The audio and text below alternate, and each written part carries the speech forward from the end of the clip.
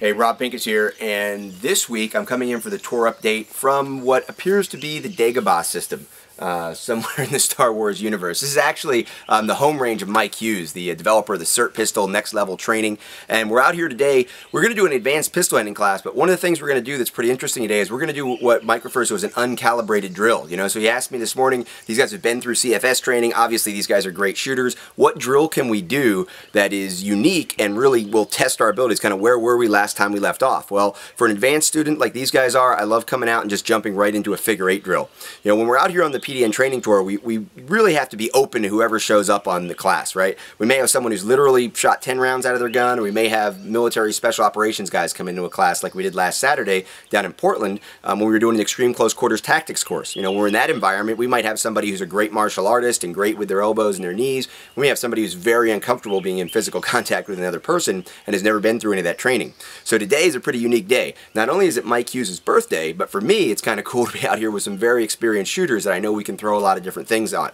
Now the tour is coming to an end. I'm here in the Pacific Northwest. Normally we would be ending the tour right now, but because of the Alaska trip that's going to come up and we're going all the way into August this year, I'm actually going to fly back to the East Coast. I'm going to be part of the Shooting Industry Masters event. ICE Training Company is a platinum sponsor this year. It's a great event. A lot of good people from the industry will be there. I'll be teaching a class in New Jersey. There's actually still a couple slots left in that class. Then I'm going to fly back down to Florida and do some Gander Mountain Academy broadcast classes. We're going to do the counter ambush lectures. We're also going to do one of the dynamic home defense handgun classes. So that's going to be really awesome. We got 6 locations around the country. We do the broadcast classes. You can learn more about that at Gander Mountain Academy's website, or of course at personaldefensenetwork.com.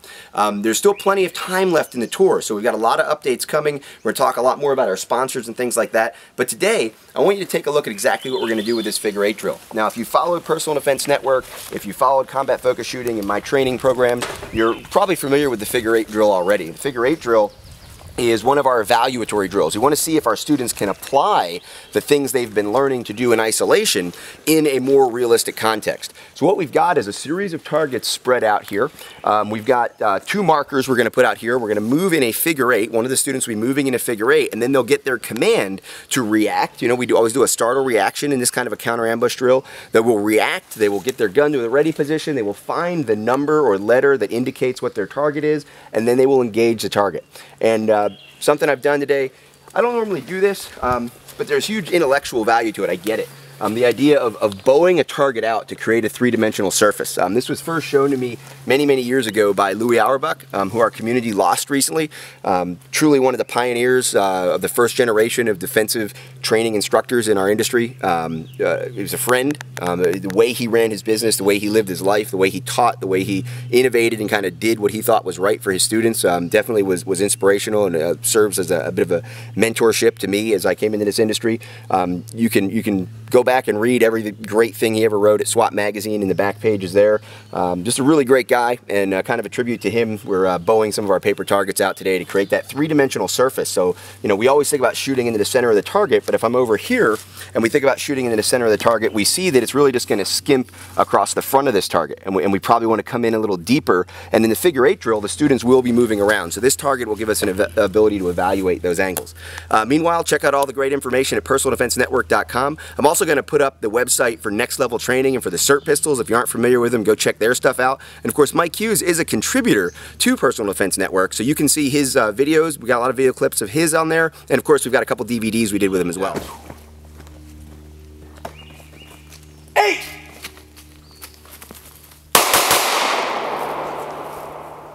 So much better. 6!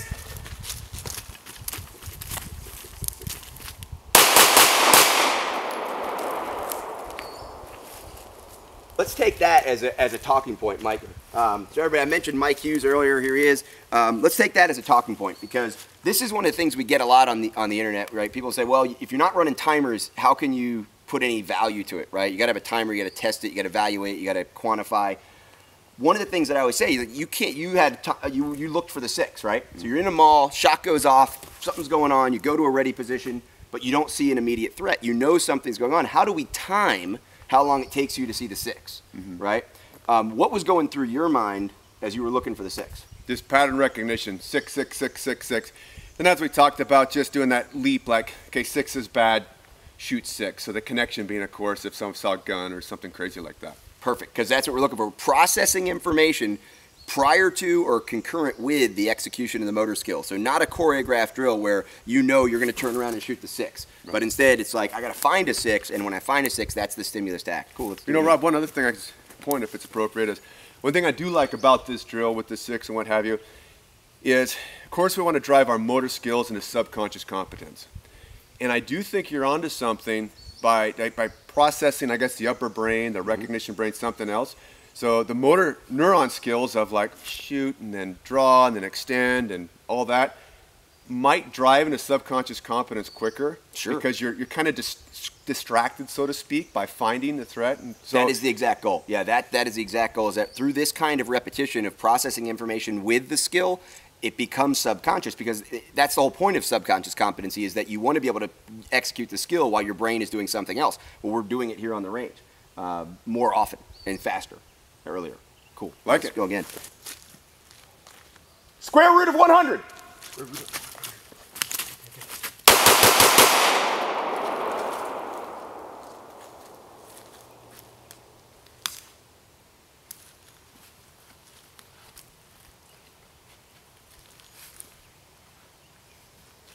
That 3D target is cool. Yeah. Alpha.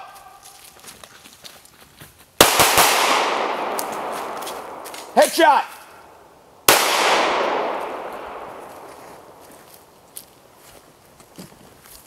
All right, cool.